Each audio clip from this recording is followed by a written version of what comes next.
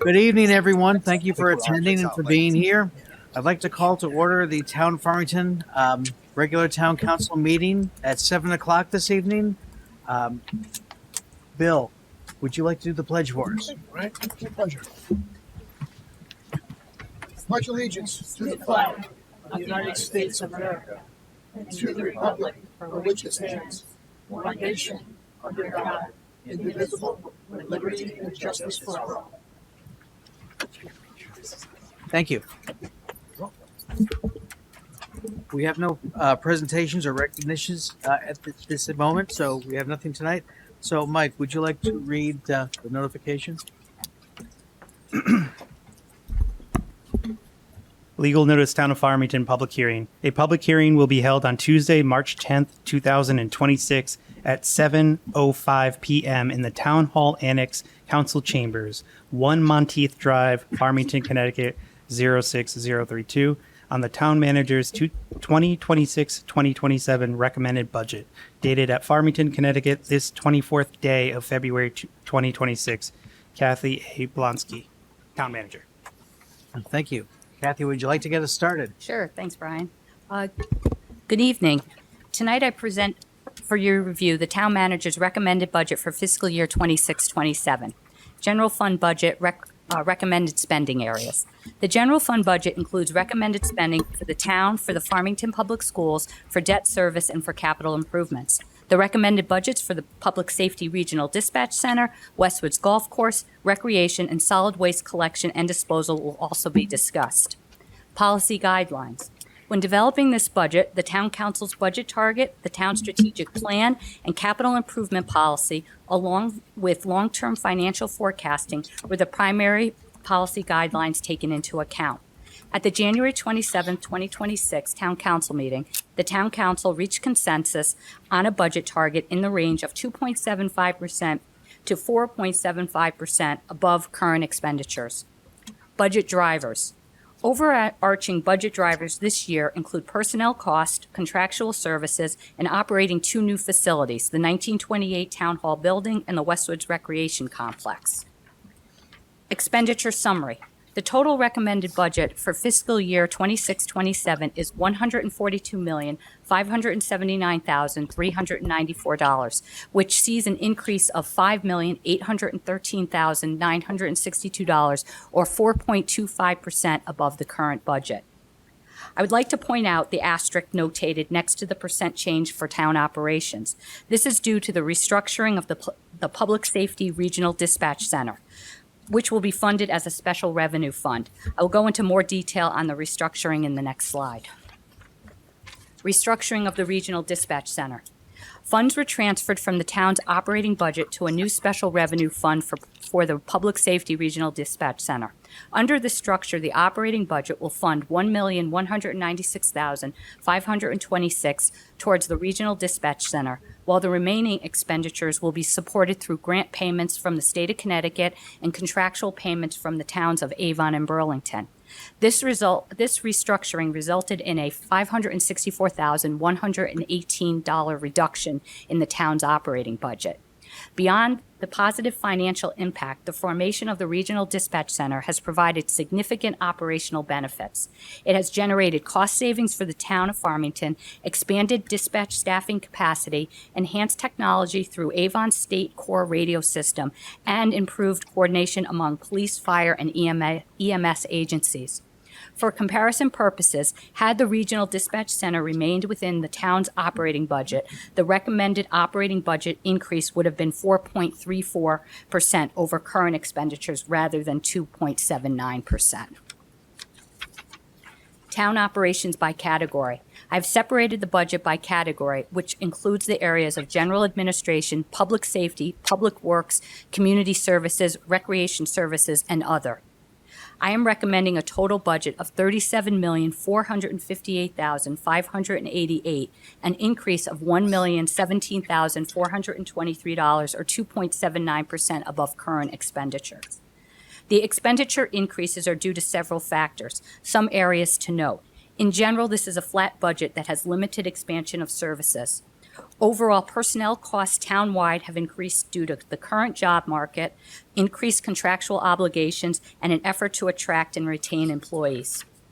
The Registrar of Voters account has increased due to the governor's election in November and reflects new salary levels for the registrars. The Personnel Services account covers salary adjustments for non-unionized employees. This account has decreased as of all unionized employees have collective bargaining agreements in place for next year. The contractual increases are shown in the full-time personnel accounts in each department. The public buildings, the 1928 Town Hall account has increased significantly. As of only 4 months of expenditures to operate and maintain the new Town Hall were included in last year's budget. The contribution to the Farmington Library is $3,150,049, which is a 3% increase above current budget levels. Utility accounts had an overall increase of 4.69%. The full-time account in the fire operations budget, which includes a promotional position, supervisory firefighter, which was a result of the Department of Public Safety restructuring. This budget does not include funding for seasonal help in the police department. This has been funded through a grant the past 2 years, and we are hopeful these grant funds will continue. The police fleet account funds 2 new 24-hour patrol vehicles. This is a continuation of the police department's fleet replacement program. The calls for service in the fire department have increased, resulting in higher contractual payments to the volunteer departments. The Recreation Services account has been increased as line items associated with the administration of recreation services were transferred in from the Recreation Fund. Additionally, accounts were added for the operation of the splash pad and pickleball courts at the Westwoods Recreation Complex. High priority items excluded from the 26-27 budget. In an effort to be within the budget target range, I had to prioritize the needs of the town. As a result, there are needs that are not addressed in this budget. I've identified and prioritized these needs below for town council consideration. Personnel. There are no new full-time positions in this budget. The Highway and Grounds Department, the Police Department, and the Recreation Department had requested additional personnel. A highway maintainer, a police officer, recreation, a part-time clerical position. Strategic plan initiatives, funding for a townwide sidewalk survey, and for updates to the town website are not included in this budget. Outside organization request, Hope Partners requested $40,000 over their current funding levels. This budget includes $20,000 above their current funding levels. Expenditures by object. I've also separated the budget by object, which includes salaries, benefits, supplies, equipment, contractual, and utilities. The increases/decreases for each object are shown on the screen. The recommended total general fund appropriation is $37,458,588, an increase of $1,017,428, or 2.79% above current expenditures. Debt service. The debt group of accounts includes appropriation to make principal and interest payments to the town's long-term debt obligations. The total amount recommended for fiscal year 26-27 is $13,985,252, an increase of $268,981, or 1.96%. These funds will pay for a lease financing obligation, Clean Water Fund loan repayment, and the principal and interest due on the town's existing bonded debt. Funds are also included for an interest payment on a debt issuance plan for later in 2026. The debt proceeds will be used to pay the expenses associated with the building of the new Farmington High School, the renovation of the 900 wing to the Board of Education offices, replacement of the HVAC systems at the police facility, senior center, and highway garage, and renovations to the 1928 Town Hall building. Special services. The refuse collection budget includes the cost of collecting and disposing of solid, bulky, and hazardous waste generated by town residents and the town's landfill obligation. The budget proposes a 4.9% or $13.20 increase to the user fee. The annual fee will be $281.20 per household. General fund cash appropriation for the capital budget. The town's capital improvement policy and the town's strategic plan were the policy guidelines that were at the forefront when formulating the CIP. The proposed general fund appropriation to support the first year of the capital improvement plan is $3,852,000. I'm also recommending 3 bond questions. To summarize the these general fund appropriations, $1,150,000 of funds would be allocated to the Board of Education as presented by the Board of Education. $2,702,000 of these funds would be allocated to the town, which are shown on the screen, for a total general fund allocation of $3,852,000. Other funding. The capital projects shown on the screen are being funded by other funding sources and not through the general fund or taxpayer dollars. These funding sources include donations, state dollars, and user fees totaling $215,000. LoCIP funding. The capital projects shown on the screen are being funded by the State of Connecticut Local Capital Improvement Program, LoCIP, grant and not through general fund or taxpayer dollars, totaling $290,000. Bonding. Excuse me. My recommended bonding for fiscal year 26-27 totals $27,839,152. This includes $14,339,152 for the Board of Education's K-4 HVAC projects. It is anticipated that the town will receive 31.79% reimbursement from the state of Connecticut.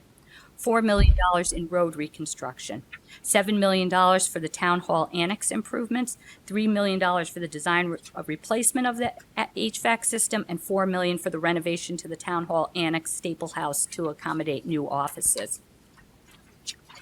At the February 24, 26 capital budget presentation, the town council discussed this bonding question and asked for potential alternatives related to the renovation portion of the project. It is my understanding that the town council supports the renovation of the town hall annex, but as requested, I've reviewed a phased approach to the renovation component of the project.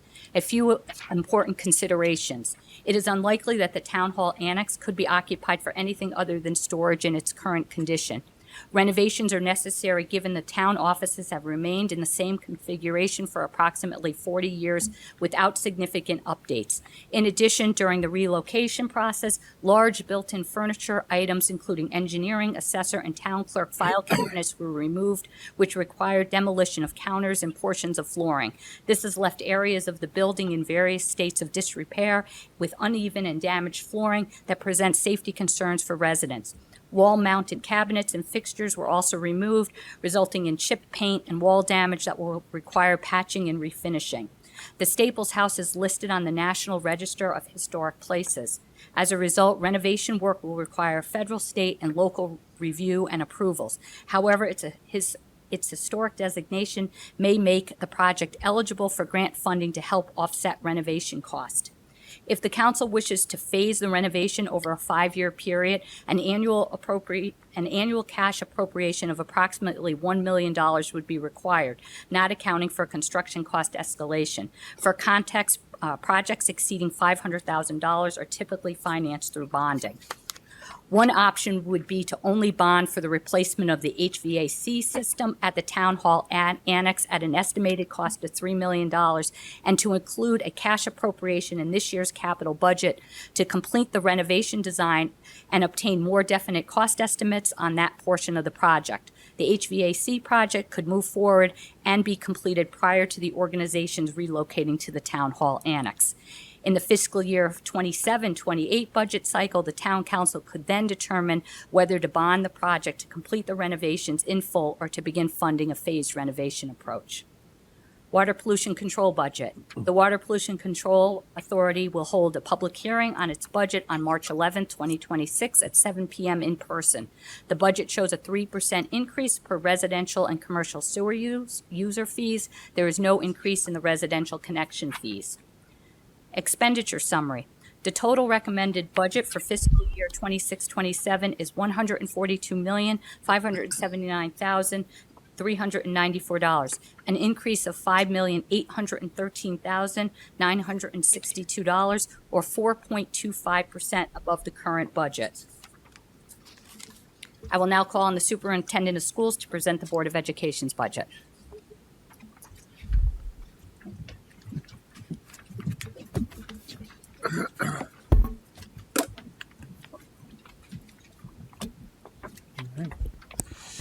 Good evening, members of the Farmington Town Council and members of the Farmington community. This evening, I present to you the 2026-2027 Board of Education's recommended budget. I'll begin with our mission statement, which speaks to the commitment we make as a school district and community to enable all students to achieve academic and personal excellence.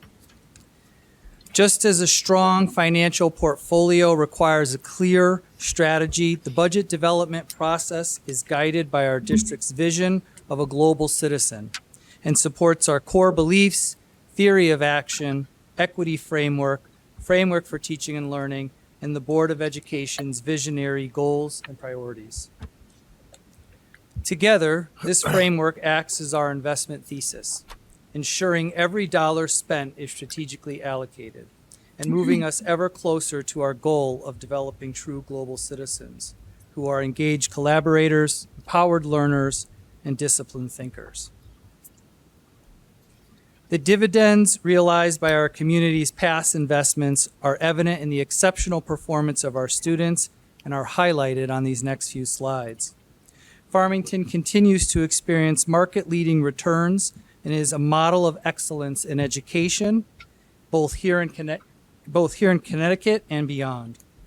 Our academic success includes data points like 85% of all AP exams being a 3 or higher, our students achieving top rankings in national math, Science Bowl, and Science Olympiad competitions, and U.S. News and World Report consistently ranking Farmington High School in the top 5% of all high schools.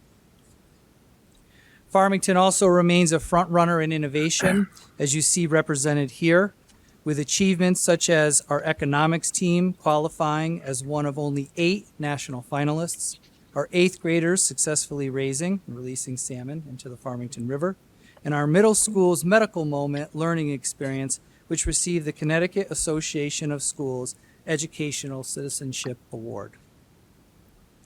Finally, Farmington takes a holistic approach to excellence in education as well. Our student athletes find success on the field, with over 20 Farmington athletic programs qualifying this past year for state tournaments, securing 5 conference championships and 2 state titles. Our student artists excel as well, and the district's music department was recently recognized as one of the NAM Foundation's best communities for music education. With these guiding principles in place and our goal for continued success, our budget development process unfolded. Our team worked through the process of establishing priorities, building from the ground up or zero-based budgeting, then considering the proposals we received and making refinements. This resulted in a reduction from those initial proposals of roughly $1,187,410, or 5.9%. Through the process, we explored cost-saving strategies and met numerous times to review and revise again. To sustain high returns, this year's budget targets specific growth areas and demonstrates a responsiveness to student needs and enhances high-quality teaching and learning practices across the district. The major drivers for the 26-27 operating budget can be summarized as shifts. In student services, we continue to respond to the evolving needs of our students through strategic shifts in staffing, programming, and services. Furthermore, these proposals align with this year's legislative recommendations for special education. I will highlight the exact recommendations for shifts when reviewing the 100 series of this budget. To appropriately fund our self-insurance policy and remain responsive to evolving medical trends, a 9.42% increase in health care benefits funding is recommended. Inflation costs impact every organization's budget. However, we continue to see cost increases well above 3% through supply lines, equipment, and services. The shifts made in this budget allow us to strengthen learning environments and maintain program quality despite rising costs. Our people here in Farmington are our greatest assets. The budget supports contractual increases while retaining our high-quality educators. It represents responsive staffing shifts linked to fluctuations in enrollment at certain grade levels and changes in student needs and required services. And finally, in technology, hardware and license costs continue to increase. This budget continues to ensure that our district has the capacity, infrastructure, software, and equipment necessary to meet the academic and business needs of a highly competitive K-12 school district.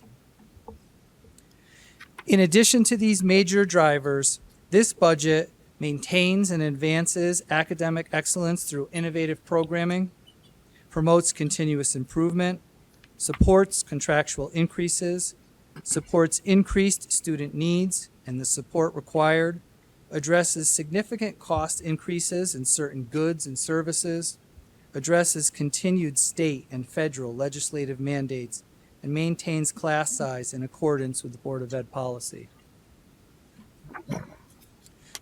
To contain costs, our team worked to replace expensive external contracts with internal professional positions, negotiated a long-term low fixed rate contract for the supply of electricity, and leveraged federal E-rate programs. Finally, here we see the total proposed Farmington School District budget of $86,858,554, representing a $3,617,571 or 4.35% increase over the previous year. Presented here is a high-level overview of each series found in the overall operating budget. This overview represents the changes from last year to this year's recommendations within each series. Farmington remains a high-level, high-value investment relative to the market.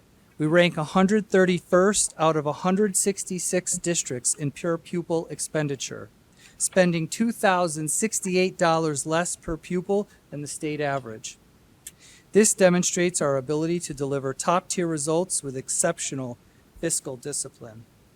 Next, I will share an overview of each series found within our 26-27 recommended operating budget. The first budget driver is salaries, the 100 series, an overall recommended increase of roughly 4%. The 100 series accounts for 66% of our total budget and reflects negotiated contract obligations for all Farmington Public Schools staff.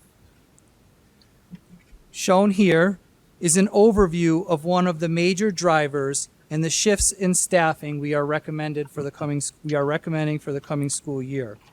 These shifts represent movements based on enrollment changes and continued need to boost support to our special services department.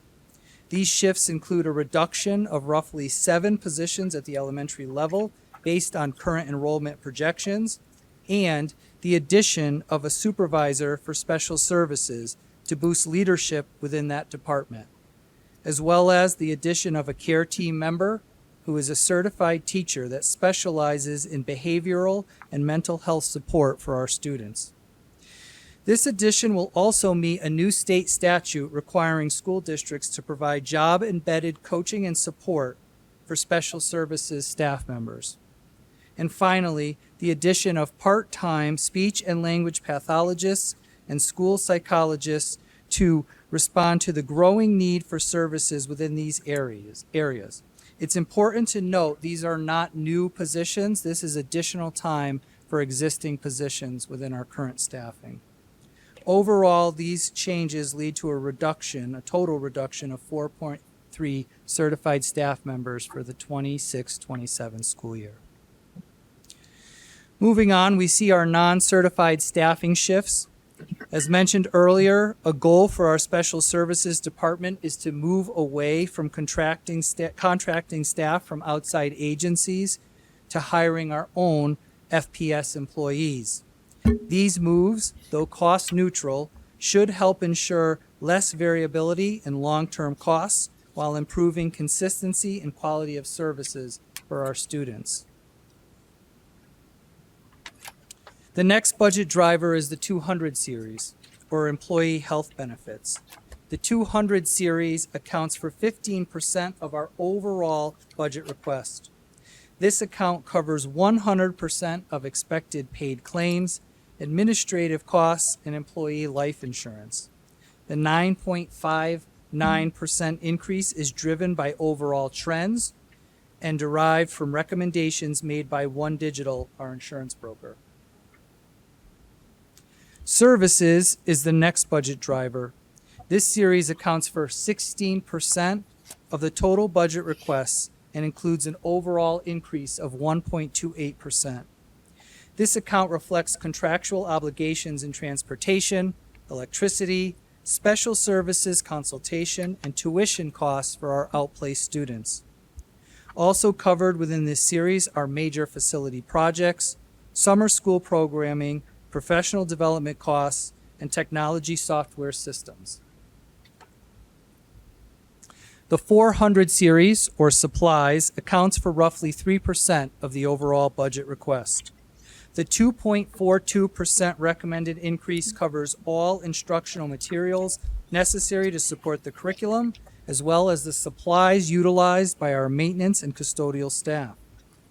Finally, this account provides for facilities rentals for programs like swimming and ice hockey. The 500 series or equipment represents roughly 1% of our overall budget requests. This account provides for both facility and technology equipment requests. The 16.6% increase is primarily driven by the rising costs of technology hardware, such as the Chromebooks, which are a part of our life cycle management process. And finally, the 600 series, which also accounts for less than 1% of our total budget requests. This series provides for memberships for professional organizations that support staff, school, and district improvement efforts. The 600 series also includes the Town of Farmington's negotiated liability, umbrella, and motor vehicle insurance for the district. You will notice an overall reduction of 3.5% actually, thanks to a savings of roughly $15,000 for insurance coverage.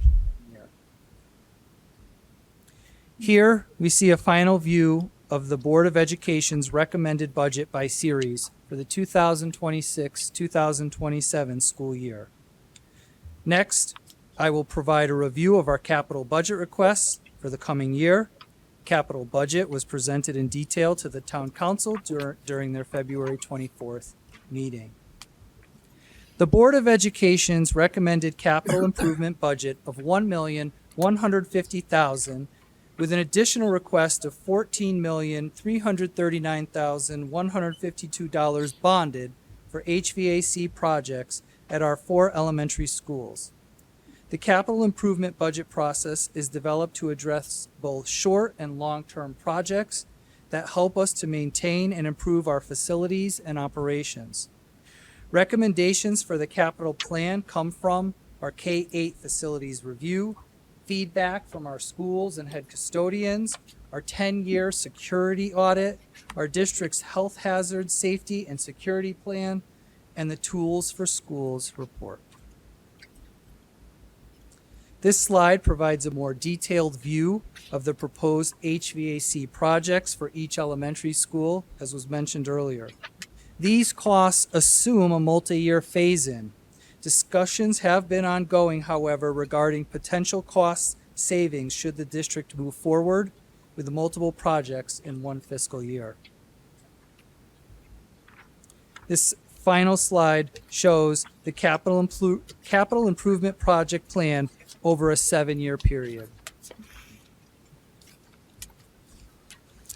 In summary, the 2026-2027 Farmington Board of Education recommended budget shifts staffing resources and adds leadership to a department that continues to experience an increase in complex cases and a need for more comprehensive programming and support. It retains current programming pre-K-12, maintains class size within BOE policy, Board of Ed policy, but most importantly continues to provide market-leading returns for the investment made by the Farmington community. In closing, and on behalf of the entire Farmington Board of Education, as well as our school community, I thank you for your attention this evening and your thoughtful review of our recommended 26-27 budget. I will now turn the presentation back to our town manager, Kathy Blonsky. Thank you. Thank you very much.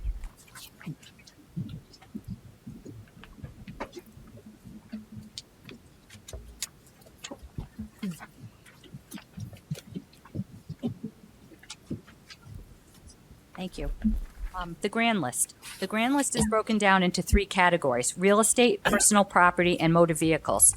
The real estate account shows a 1.31% increase. The personal property account shows a 4.49% increase, and the motor vehicles account shows a 4.99% increase.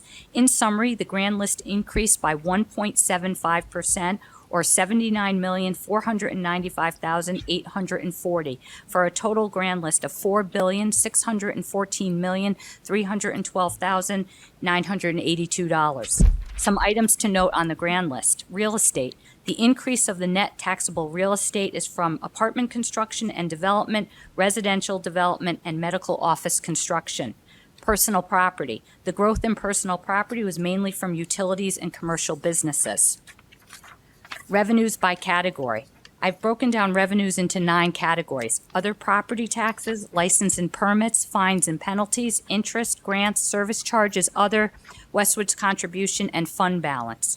In summary, recommended non-tax revenues are $16,895,974, or a 2.88% decrease over the current year.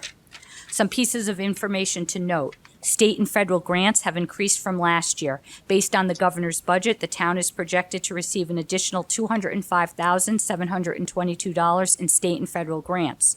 The Westwoods contribution account includes a $325,000 contribution from the Westwoods Golf Course to the operating budget to help support golf course maintenance expenses. Interest income is projected to be lower by $440,000, or 31.65%. I am recommending that the town appropriate $400,000 from fund balance. Recommended tax and mill rate. The recommended general fund budget will require a property tax rate of 27.50 mils, which is an increase of 0.88 mils. In other words, $100,000 of assessed value equals $2,750 in taxes. Shown on the screen is the cost for the average homeowner with a house assessed at $301,455. Based on a tax rate of 27.50 mils, the average residential assessment will see an increase of $265.15 in their real estate. Thank you. The budget schedule is on the screen, and my staff and I stand ready to assist the town council in your deliberations during our budget workshops. Thank you. Thank you very much, Kathy. All right. Thank you for everyone giving their presentation. It is now time to open up to the public for public comment. On this particular public hearing, there will be time for other public comment on other issues. We're just going to talk about the budget right now that's been presented. So anyone who would like to come up and make a comment, you have 5 minutes. Please state your name and your address. And if it's just about the budget, okay, come on up.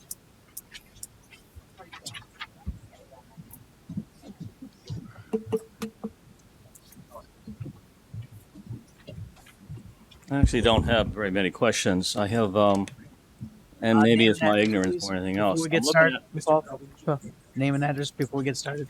Your name and address. 365 Meadow Road. Paul Crow. Paul Thank Crow. you. Sorry. That's all right. We got you. Thank you. Just for the I record. should know this by now. On the mill rate going down,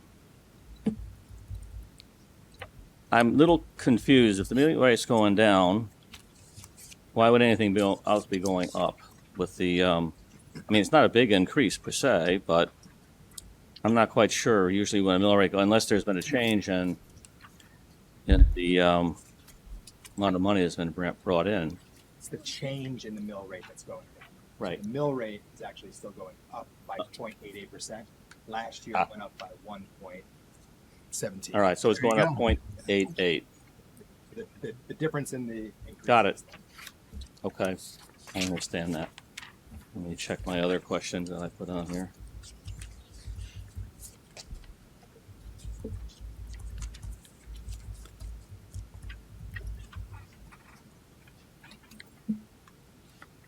Somewhere in here. All right, here's one. Ad hoc sidewalk committee, near and dear to me. The 30,000 to 35,000, did you say it was coming out of it or staying in? It's not included in this budget. It's not included? Not included. So the survey is in here. That was an item that the council wants to do. I did not put it in because of the budget target. So that's a recommended. I apologize. You have to speak in there Yeah. more. So- I can't understand. The sidewalk mailer, which is what that is, it's a survey, was something that town council, I believe 2 years ago, it was in our strategic plan. It's something we wanted to do as part of the sidewalk ad hoc committee. Town manager pulled that out of this budget due to the budgetary target, so she's trying to get it in a certain number. Now, there's still time in the next few days worth of deliberations that could get back in, So especially if this- we get robust public this, comment. so let me ask it a different way. This has nothing to do with the Meadow Road. Correct. Correct. All right, well, that takes care of part of my question. And it's anticipated that there would be something on a generalized basis going out at some point? On sidewalks? Well, sidewalk survey, associated marketing material, strategic plan, yes. Yes. On overall, the position would be that to survey the entire community on their position on various questions related to sidewalks. All right. My only comment would be, I was led to believe during most of the year that it would be happening this year. And then after the elections, it turned out that it wasn't going to be. I'll leave it at that. I think there was one other question. Oh, it's the general question. Board of Ed? Who's Board of Ed person? Who's? Right Oh, there. the question is out of curiosity, is your student body going up or down? Jesse, can you respond to the microphone? Because I know people have said that they have problems with the microphone. I don't have a lot of questions. I just was curious. Yes. Our enrollment looks to be about level for next school year, so it's not going up or down, it's staying just about flat. Thanks, Jesse. All set? All right. Thank you very much, Mr. Grill. Would anyone else like to speak? Welcome. Good evening. My name is Adam Avery, 9 Cider Mill Road in Burlington. Welcome, Adam. Yes, thank you. I'm here on behalf of the board of Hope Partners of Farmington. I'm the treasurer of the board. Firstly, I just want to sincerely thank Town Manager Kathy Blonsky and the members of the Town Council for your continued support of our organization. Your partnership is the reason that we're able to provide vital services to individuals in our community and who really need them the most. Your commitment to financial support and use of town amenities is invaluable, and we're deeply grateful for that. Over the past fiscal year, however, our Hope Partners operate at a loss of $40,000. To sustain operations, we're required to withdraw $25,000 from our reserve funds, something we've had to do every year for the past few years. If this pattern continues, our reserves will be depleted within the next 3 years. This trajectory presents a significant risk to the future of our organizations and the residents who rely on us.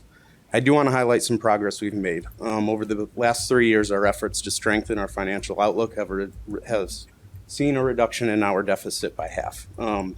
We've revamped our medical loan program, so that has given us an annual increase of about $20,000. We've expanded our fundraising initiatives, so we created Hope's Heroes event last year in an effort to boost our fundraising. We've enhanced our outreach efforts, so this has helped to lead to more donations. And we've expanded our board responsibilities and board committees to have a targeted strategic approach in appropriate areas to drive revenue growth. Despite this, the reality is that fundraising demands are increasing. It's shifting time and resources away from our core mission, which is providing direct services to our residents. This brings to our request tonight. We're truly grateful for the proposed increase of $20,000, And respectfully, we stand by the increase of 40,000. This would bring our total annual contribution in support of $76,000. This would allow for Hope Partners to provide more consistent and effective services to our residents and greatly reduce the risk of the organization being forced to scale back or worse, cease operations. In closing, just want to reiterate, your appreciation and commitment. Together, we're fulfilling our mission, which is helping others prosper every day. Thank you for your time, support, and thanks. Thank you, Adam.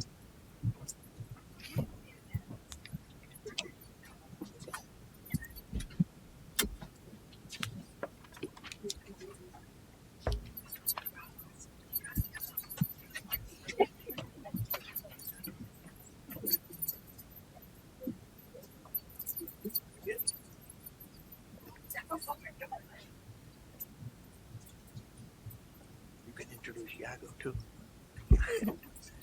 You have to state your name and your address. Okay. Good evening. My name is Barbara Blajewski, or Blewski, whichever you want to say. Blejewski.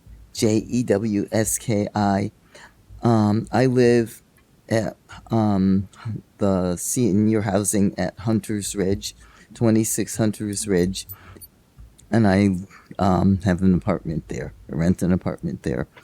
I've been back in Farmington since, about 6 years. And when I was a youngster, I went to Oak Hill School for the Blind in Hartford. And I always wanted to be like my brothers and sisters and go to high school, go to school here. But at that time, my parents were a little concerned about different things, and they wanted me to get my Braille skills and all the skills I would need so that I could function in the world. And there are a few things that are a little bit hard to do by myself, like going shopping, and that's where Hope Partners comes in, and my volunteer who helps me is Dean DeLatch. He's awesome. And I have my list of things I know I want to get, and I have it in Braille. And, I share it with him. I've got to get my computer in gear so that it speaks what's on the screen and is functioning right. Sometimes it does and sometimes it doesn't. So I have to have my brother-in-law who's computer savvy to help me with that kind of stuff. Another thing maybe Hope Partners can maybe assist with is going when I have to go clothes shopping. If I went by myself, probably God only knows what I'd come back with, because the salespeople would probably say, "Hey, this looks great on you." That would not work so well. But that's something that if a volunteer helped with that would be an awesome thing. And another area, and I don't know how to bring this up, but when I go to cross streets, lots of times it's a little bit scary because you never know what's going to happen. So Yago's getting older, and I'm probably going to be getting another seeing eye dog within the next few years, a year or two, I guess. But I need to know that it's safe for me to cross streets and so forth, and that people, especially when people are driving, that when the light's green for me, that they don't cut in front of me. I've had that happen. It's kind of a unique thing. But I would like to be able to do more things like I used to do when I lived in Wethersfield, and so that I could do them independently and function like other people, and not have to worry that I was going to get hit by a car or cut a car cutting in front of me.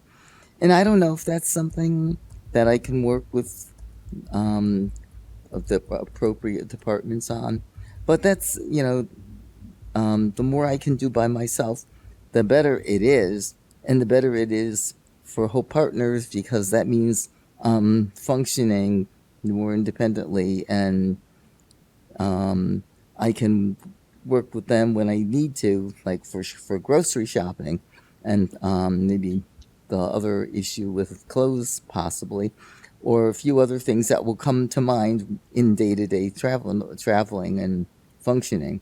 And I could say, oh man, I could use some assistance with this. But then I could bounce the idea off people who might be volunteering for Hope Partners. And I would like to, well, thank you for the opportunity to just explain a little about my situation and how Hope Partners helps me. Thank you, Barbara. And Barbara, Yes. just so you know, your stylist is doing a nice job.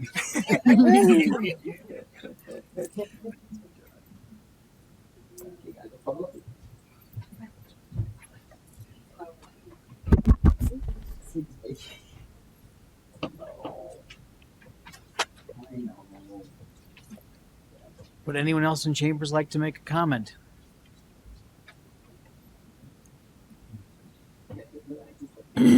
Hi, everybody in Town Council, Chairman, and people in the audience. That's right, I forgot she was shorter than I. My name is Patricia Delaney. I live in 7 Florence Way. And I'm here to speak on behalf of the Senior Center.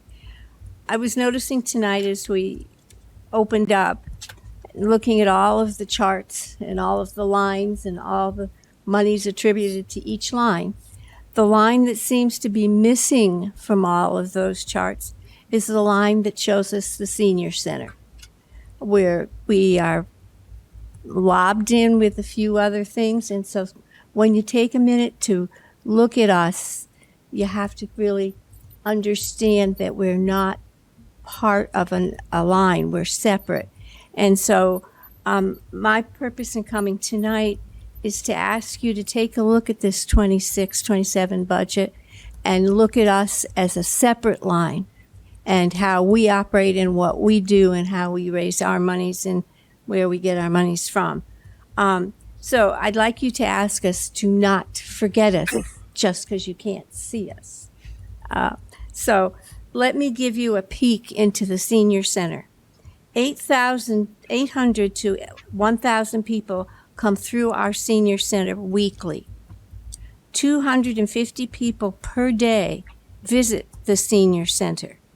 1,000 of the people that are registered. And why is that a different number, you might ask me? But that's because the people are taking advantage of our emails, our newsletters, and dropping into the Senior Center at different times for specific programs. So that's the difference that you see in that. My thought to you again is don't forget us. This is a lot of people we're talking about. The Senior Center provides tax appointments for all of our seniors. It facilitated over 300 appointments. It has support groups that are available to low vision, Parkinson, and grief groups. We have monthly memory screenings, hearing screenings, foot care clinics. We have choice counseling that serves more than 60 individuals during open enrollment and more throughout the year. A socialization group, weekly education seminars, 12 fitness classes, and they're full. Parkinson boxing classes, and that is the big hit. If you go in and watch them, it's a wonderful thing to see. We have fitness and wellness center with over 75 members registered. Dial-a-ride, including medical appointments for dialysis, cancer treatments, and more. We have social service appointments, banks, taking people to the bank, to the hairdresser, to the library, and etc. We have monthly Senior Center trips. We also have a huge volunteer group. And that's probably the best bang for your buck that we've got going for us to share with you. Our volunteers help us with games and activities, rides, Office work staff handles the phones and counting and attendance and more, all on a volunteer basis. So again, my request is, don't forget us, even though you don't see us on the budget. And I'd like to take a minute, if I may, to share a personal story, which isn't unique to just me, but to many of the people in the senior center. Before my husband was entered into palliative care and hospice care, I would pack a lunch for him. He would get into a dial-a-ride bus and travel to the senior center. He would play Rummy Cube, he would play chess, he would play all the card games that were available, he would play billiards, and he would visit the puzzle spot located in the center. The socialization and cognitive challenge that the senior center gave to him prolonged his life. I have to tell you, we had 5 more years than we probably should have had. And then as a widow, I faced the challenge of moving forward. How do I do that? Where do I go? Do I lock myself in my house? Where do I stay? Attending exercise classes, facilitating our book club, facilitating our current events group, brought me great joy. And don't forget the great movies that we see there, that they bring up for us. Gathering spots, places to challenge each other, to talk with each other, to be with each other. This is only one story from the thousands of the seniors that I'm listed that are coming through that center. So, again, don't forget us, even though you don't see us. Even though you don't see us in those charts, we are here. Please, again, don't forget us. Barbara, thank you for coming tonight. And we see you. Thank you for being here. Thanks. Oh, Patricia, sorry. Patricia. Barbara was I've been called words.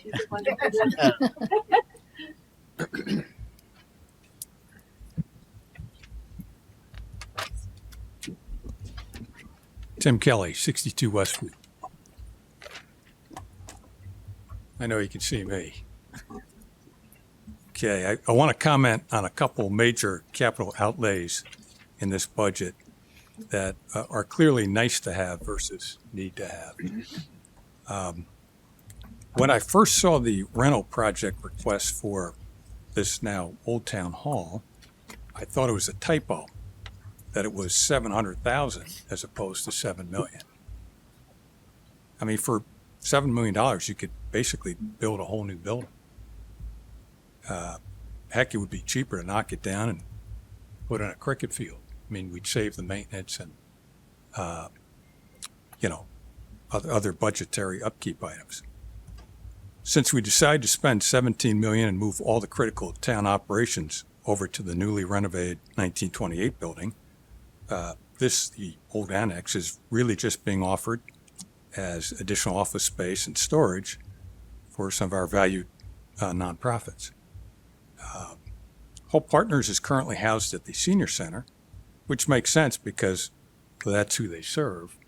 I'm not sure why they want to move across the river, although certainly everybody likes more space. The food pantry has a home at the church. The museum has an existing facility in Unionville.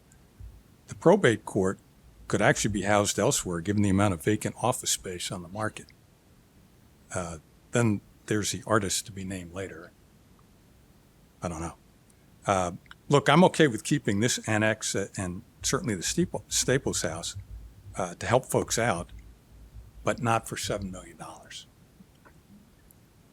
The other large bonding program that sounds nice but is not needed is to invest $15 million to install additional air conditioning into the 4 grammar schools.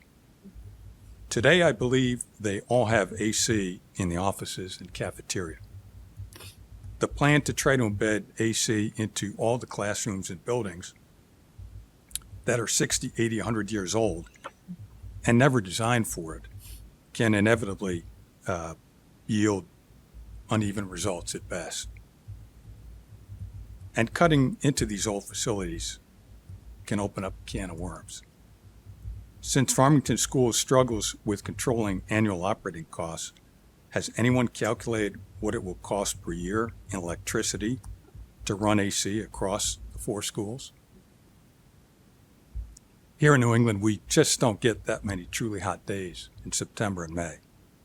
Everybody in this room, whether you attended Farmington or schools in a state further south of here, seems to have survived without AC in the elementary level. Anyway, I look back at the number of school days when the temperature in Farmington rose above 82 degrees, which I think is the state guideline, although there's no hard regulation. In September of 2025, it was 0 days. In May of 2025, 0 days. In fact, no days even touched 80 degrees. In September of 2024, 2 days. In May of 2024, 2 days. So we're always going to have a couple months, and in there maybe a day or two that gets a little too hot, but certainly not unmanageable. Kids are actually leaving school by the time the afternoon heat is peaking. And on the occasional oppressive day, Farmington schools can always do early dismissal. It's also worth noting that kids go to school in shorts and t-shirts in warm weather. School buses are not air conditioned anyway when you load them out at the end of the day. Kids will walk and ride bikes out in the heat. Then they go home. And of course, we send them out to play hoops, go to soccer practice, go to baseball, or perhaps lacrosse out in the sun. But maybe the biggest issue is that Farmington leadership is going to kick off a comprehensive facility study in the next year or two. We should see where that takes us before we try to retrofit these old buildings. Look, the engineering design work that's been done is great, so don't throw it away. Put it on the shelf, and we can always use it in the future if we decide to. I would close by saying that we are already exceeding our town debt service policy based on currently bonded projects. To pile another $20 million on top of that would not make sense for Farmington at this time. Thank you. Thank you, Tim. Is there anyone else in chambers who would like to make a comment? Seeing none, Kat, do we have anybody online who would like to make a comment? I don't see any hands raised. Going once, twice. Nope. All right, let's close public comment on the budget. Thank you very much, everyone, for your comments.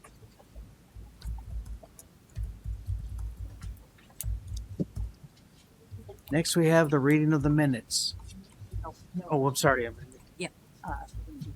Oh, yeah, sorry. Yep. Now it's time for regular public comment. Would anyone like to make a comment on any other item other than the budget?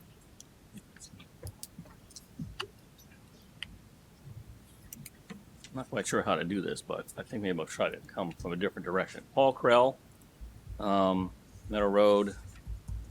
I've been hanging out with the sidewalk committee folks, and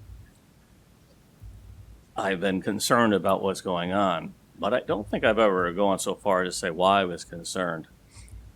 I'm the grandson of John and Anna Krell. They came from the Ukraine, settled here, 9 kids, and my dad and my Uncle Peter were the ones who pretty much ran the operation with my grandfather. My other uncles and aunts would show up too. They did stuff. But back then, daycare was bringing your kid to work. So my dad would work at night in Marlin Rockwell, and in the day he worked on the farm, 114-acre farm. So we went along. So we were there 6 days a week. We got to pick the weeds out of because we were probably in 4th grade or 3rd grade at the time, pick the weeds out of the cabbage patch with, 300 feet long and 12 rows wide. That wasn't fun.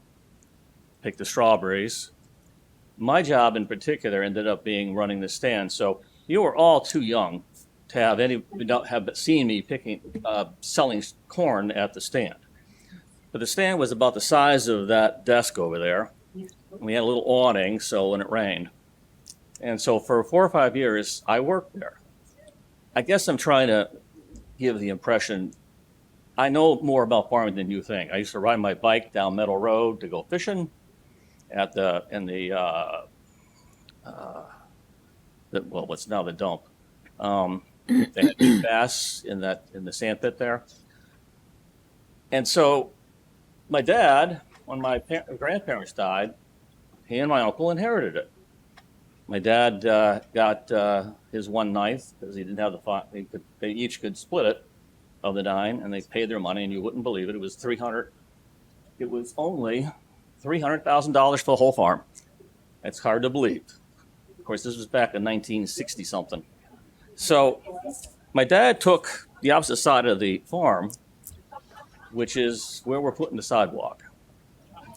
And my brother and I went to college. My dad ended up with a piece of land that needed to be cleared. He cleared everything. He knew how to rebuild things. He rebuilt a bulldozer.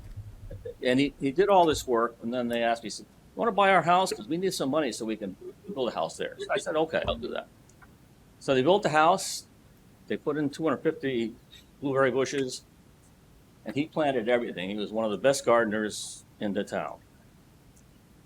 And my brother and I, that's how we interacted with our parents. We spent time on the farm. So too many times I get listed as being an outer towner who owns land in Farmington. Well, I've been around, and I'm a long-termer. The street is filled up with people. On the other side, it's been developed. On my side, it's still pretty much farmland.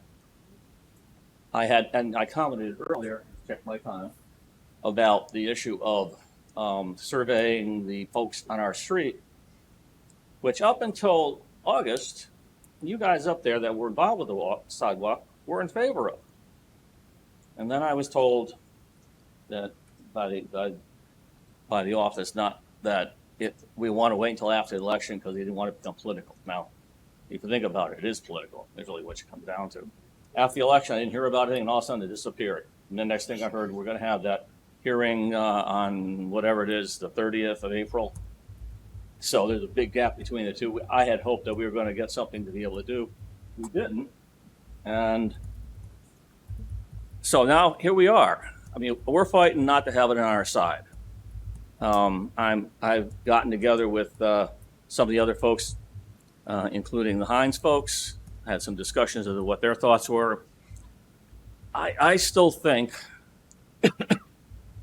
that you guys should just put a new committee together of the people on the street and come up with a new plan. And I think I'm going to just close there because you're going to see me again somewhere along the way. I probably won't give you the long spiel about my not being an outsider, but I don't think it's fair. The money that was moved aside, I had expected we were going to do something on Meadow Road. The recent training session, nothing on Meadow Road. My brother went. My brother asked the question. We're actually past 5 minutes, just to let you know. Oh, sorry. No, I know we'll be hearing from you, and thank you for coming for comment. I appreciate No problem. You'll hear the rest of it the next time. Okay. Anyway, you already heard it when my brother was at your meeting. We'll hear it again. Thank you. Is there anyone else who would like to make public comment on any other item in town? Seeing no one in the chambers, do we have anyone online who would like to make a comment, Kat? No hands raised online. All right, well then we will close our general public comment. So thank you everyone for sharing your thoughts. We'll move on to G, the reading of the minutes. I make a motion to approve the February 10th, 2026 regular town council meeting minutes. Second. Is there any discussion? All in favor of the February 10th minutes? Aye. Any opposed? Passes unanimously. I make a motion to approve the February 24th, 2026 regular town council meeting minutes. Second. Any discussion? All in favor of approval? Aye. Opposed? All passes unanimously. Thank you very much. There is no report of the town manager this evening. I don't believe we have any unfinished business. So we'll move on to new business to set our public hearing. I make a motion to set a public hearing on Monday, April 6, 2026 at 7 p.m. in the Town Hall Annex, Council Chambers, 1 Monteith Drive, Farmington, Connecticut, 06032, on the Town Council's proposed budget for the fiscal year 2026-2027. Second. Any discussion? All in favor? Aye. Opposed? Passes unanimously. Thank you. Second item, to accept the annual report. I make a motion that we accept the annual report of July 1, 2024 through June 30th, 2025. Second. Any discussion? Oh, so you kept. That's okay. Go ahead. So this is the annual report for the town of Farmington for a previous year. So it's July 1st, 2024 to June 30th, 2025. And this will be submitted at the annual town meeting on April 20th for approval. I just encourage any resident or anyone to read it. It's a ton of information in it. So I just encourage anyone, there's copies in my office and we'll have copies at the annual meeting, but it does have a lot of information about the town of Farmington. Thank you. Any further discussion? All in favor? Aye. Opposed? Passes unanimously. Thank you very much. Our third item, I make a motion to approve the property tax refunds shown on agenda item J3. Second. any discussion? All in favor? Aye. Opposed? Passes unanimously. Thank you very much. I don't believe there are any appointments this evening. So, and I don't believe we have any executive session. No. All right, let's move on to the reports of the committees. The 1928 Building Committee. The 1928 Building Committee had a meeting in February, and obviously the move took place. There was updates on the move. There was updates as far as the finishing the project. The project's kind of at the last stages of construction. Obviously, the weather impacted certain parts of the exterior of the building and site work to be finished. But as the weather gets warmer, as it is today, that should occur. There was obviously the normal review of invoices and requisitions for payment, and closing in on the finishing of that project. Wonderful, thank you. Ad hoc Fire Station Committee. The Ad hoc Fire Station Committee, our last meeting, February 20th, we went and took a tour of 163 Church Avenue. That's the Bristol fire station that's just been completed. We met there. We talked with the chief and others who were part of getting that project up and running for Bristol. And we had Chris Nardi, the architect, who we've been working with on a tour, kind of answering questions. And I think it was just, a helpful visit to be able to see some of the spaces and where the bays are and how equipment basically sits in these bays properly with the necessary systems to support those types of activities. So our next meeting is this Friday, March 13th, where we will be gathering all that information and coming up with the charge. Very good, thank you. Ad hoc Sidewalk Committee. I'll share that we held our Ad hoc Sidewalk Committee public information meeting on Thursday, February 19th at the police station. We had about 50 people in attendance, and we polled attendees on a number of questions for our discussion. We discussed the current town ordinances and what adjustments we might want to make. There was a majority of support for new sidewalks in town with the group in the room. Our next Ad hoc Sidewalk Committee is meeting on March 24th at 5:30 here in Chambers. And as a separate item, because it came up tonight, we will be conducting a Meadow Road meeting after the town budget is finalized, and that date is going to be April 28th at 7 p.m. Avon and Farmington America 250th celebration. We did meet last week, or 2 weeks ago actually. The date for this event has been set for Friday, June 26th, with a rain date of Saturday, June 27th at 99 Thompson Road in Avon, Connecticut. And this is a combination of Avon and Farmington getting together to celebrate our 4th of July 250th year anniversary. We'll be meeting from 4 to 9:30, and an event, a website, is receiving finishing touches before we launch the site. And this site will eventually include all the activities and schedules for the events as we approach the event date, including fireworks, food, presentations, and more. It will also include information for sponsors and vendors.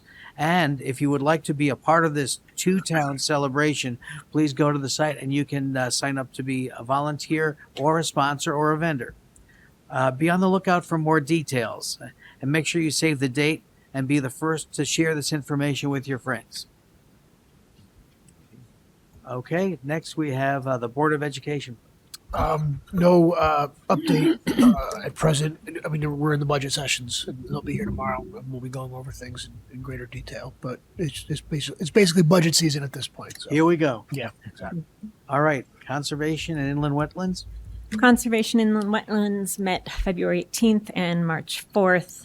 Couple applications for an in-ground pool. There is a new proposed gas station that where there's some wetlands in the back on Finneman Road. It's actually warehouse, gas station with diesel refueling station and restaurant is what has been proposed by Noble Gas.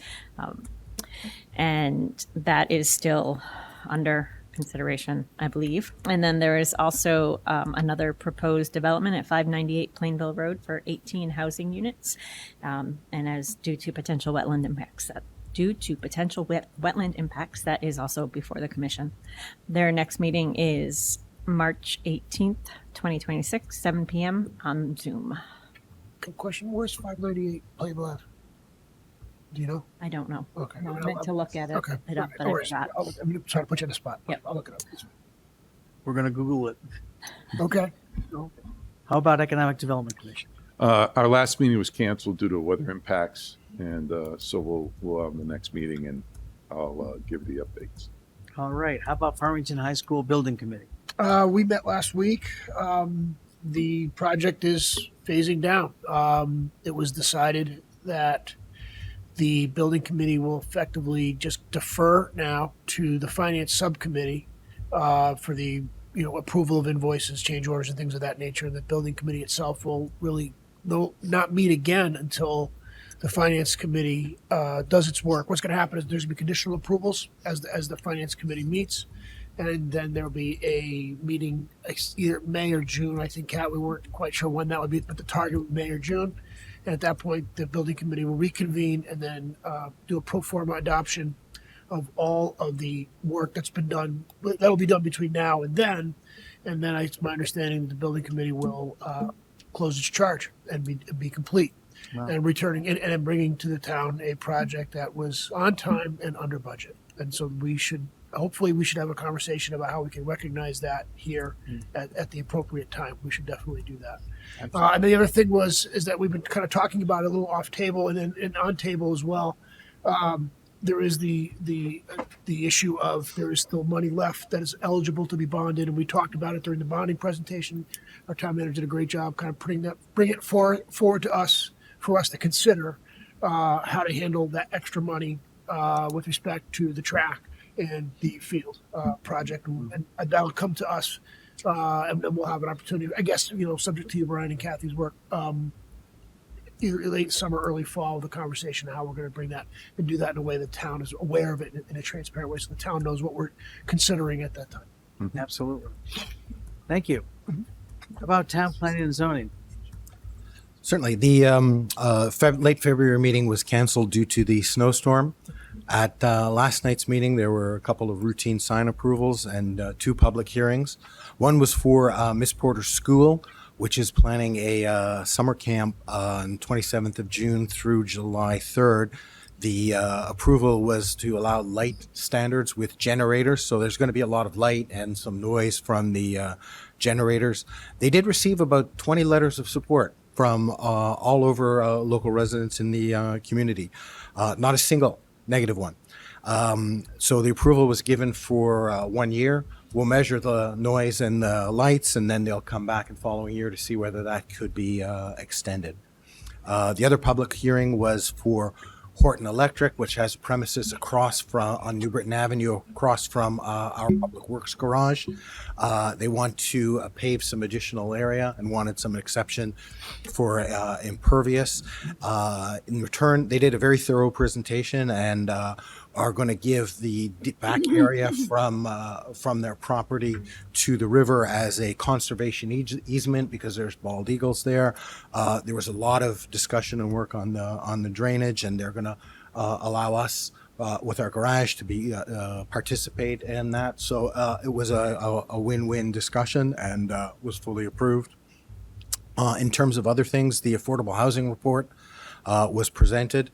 With all the projects that we have coming online, Farmington reached a 9.68%. So we're just shy of the 10% mark to be an exempt community.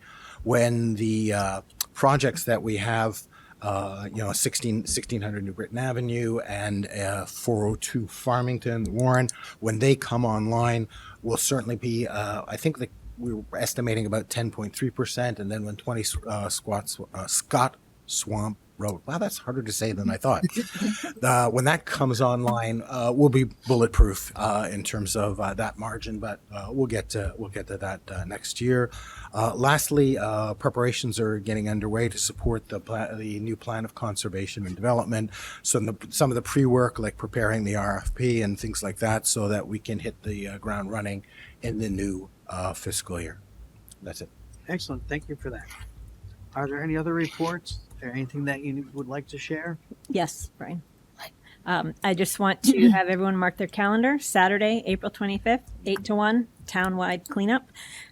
Sign Up Genius is showing up for groups who want to sign up. There'll be a heaviest haul competition like there is every year. And hopefully this year it won't rain. I was going to say the other event to mark on your calendar is April 21st at 6:30 p.m.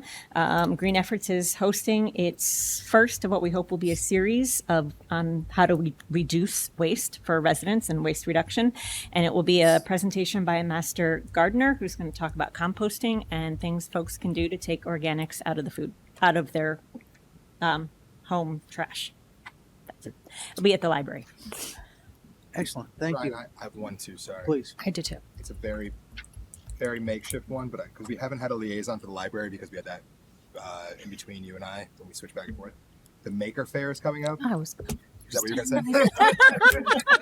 So I'm gonna cede the floor to our library liaison, please, Nadine. I always take it wanted to away. be a librarian. So thank you, Keith, for handing that over to me. So yes, we had our meeting on February 18th. Jocelyn hosted the meeting. There is a new board member, Jessica Lister, that was appointed. So she's fantastic for anybody who knows her within the community. She was an excellent addition.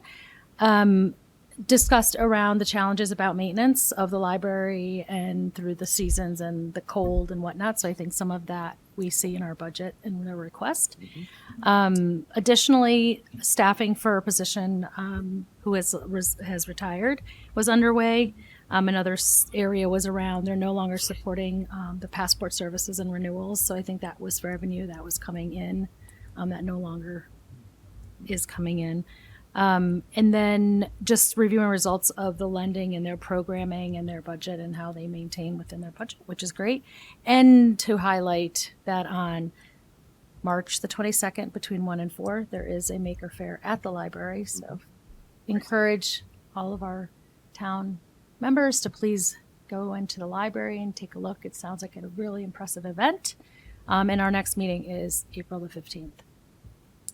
Wonderful. Thank you very much, both of you. Sorry, Nadine. Nice job reading the room. Didn't know if we made it there yet. Like between our switch over. All right, I'm going to move on to the town council chair report. I'll make it short. As is quite obvious, our current priority is to prepare and finalize a budget for the town. Just so you know, the budget public hearing will be April 6th at 7 p.m. The annual town hall will be April 20th at 7 p.m. and the referendum will be April 30th. And also, I've been meeting with our state legislators to stay updated on legislation being discussed at the state capitol on its potential impact on Farmington and our residents. So more to come on that. some upcoming community events in addition to the number that we've heard already, and there's lots coming up.